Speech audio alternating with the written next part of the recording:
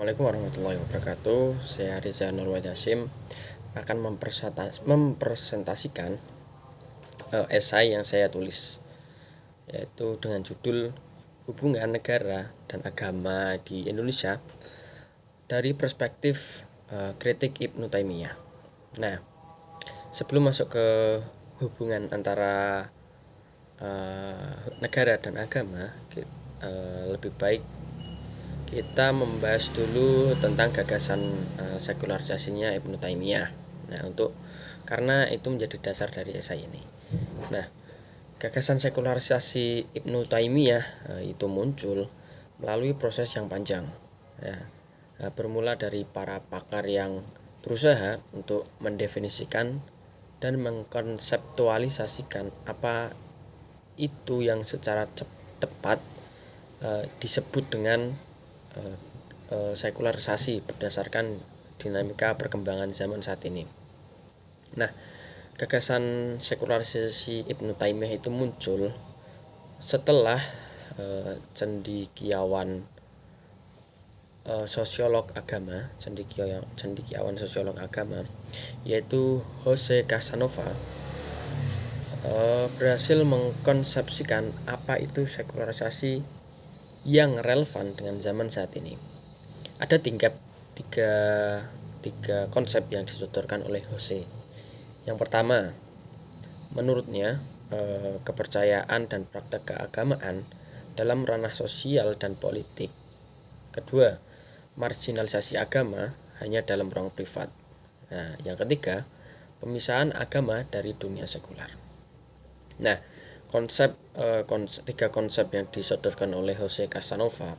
Yang ketiga yang digunakan untuk mengkonseptualisasikan gagasan sekularisasi Ibnu Taimiyah. Nah, gagasan sekularisasi tersebut sebenarnya merupakan kritik yang disodorkan kepada kaum Syiah mengenai imamah. Ada beberapa kritik yang dilontarkan oleh Ibnu Taimiyah. Namun dalam esai kali ini yang menjadi dasar dari penulisan esai kali ini akan berfokus pada kritik beliau yang menyatakan bahwa tanggung jawab keimanan, tanggung jawab syariah Islam itu di pundak umat, bukan di pundak imamah atau pemimpin. Nah, esai ini saya tulis untuk melihat campur tangan negara dalam urusan agama dilihat dari perspektif kritik Ibnu Taimiyah. Nah, jika dilihat dari keadaan saat ini, kita tidak bisa hanya membatasi pada sisi syariah saja dalam konteks negara Indonesia saat ini, karena Indonesia bukan negara agama. Namun dalam konteks yang lebih luas, yaitu agama, negara ikut campur dalam urusan paling privat dari masyarakat, urusan privat dari manusia, yaitu keimanan. Nah, di mana dalam Pancasila, dalam dasar negara Indonesia, yaitu sila pertama, negara Indonesia sendiri secara eksplisit mengaku tentang eksistensi Tuhan sebagai Sang Pencipta. Nah, sehingga secara tidak langsung sila-sila berikutnya, sila-sila 2 sampai 5 akan dipengaruhi oleh sila yang pertama, sila ketuhanan. Yang mana sila pertama menjadi cahaya untuk menerangi sila-sila berikutnya.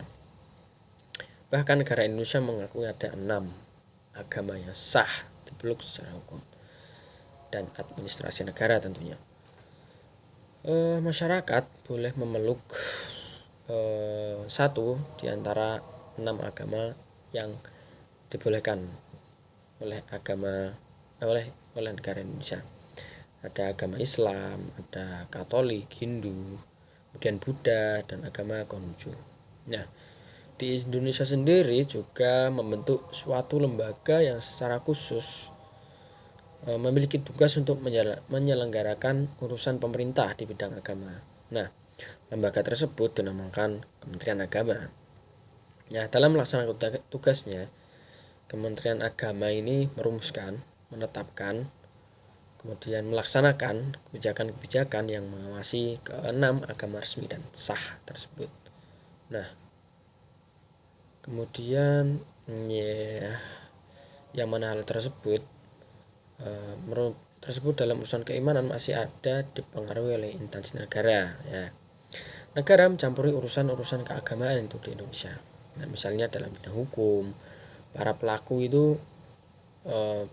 kriminal tindak pidana akan ditindak pidana menggunakan berdasarkan hukum negara. Namun di sisi lain, dalam kritiknya Ibnu Taimiyah, dia mengatakan bahwa urusan imaman itu bukan merupakan urusan negara. Namun di sini jika dilihat dari perspektif kritik Ibnu Taimiyah, negara mencampuri urusan iman dari masyarakat, sehingga ini bertolak belakang dengan kritik yang dilakukan oleh Ibnu Taimiyah. Nah, namun apakah itu relevan jika dikatakan bahwa keimanan itu bukan urusan negara? Sekarang bayangkan gini, dengan globalisasi yang sangat luas, dengan tingkat pencampuran budaya yang sangat cepat karena teknologi yang semakin maju, kita dengan sangat mudah meniru budaya-budaya yang dari luar. Nah, tanpa adanya pembatasan oleh pihak negara, justru akan memperburuk keadaan sosial budaya kita yang terus bercampur dengan budaya-budaya luar. Nah, misalnya bagaimana jika negara itu tidak mencampuri urusan iman? Itu sangat bahaya sekali, karena yaitu tadi globalisasi yang sangat luas itu akan menjadi tanpa batas jika tidak dibatasi oleh negara. Sehingga menurut saya, ya, kritik Ibnu Taimiyah itu kurang relevan jika disodorkan dengan keadaan sosial politik pada saat ini. Nah, jadi sekian presentasi saya tentang esai antara hubungan agama dan negara dilihat dari perspektif kritik Ibnu Taimiyah. Sekian, terima kasih. Wassalamualaikum warahmatullahi wabarakatuh.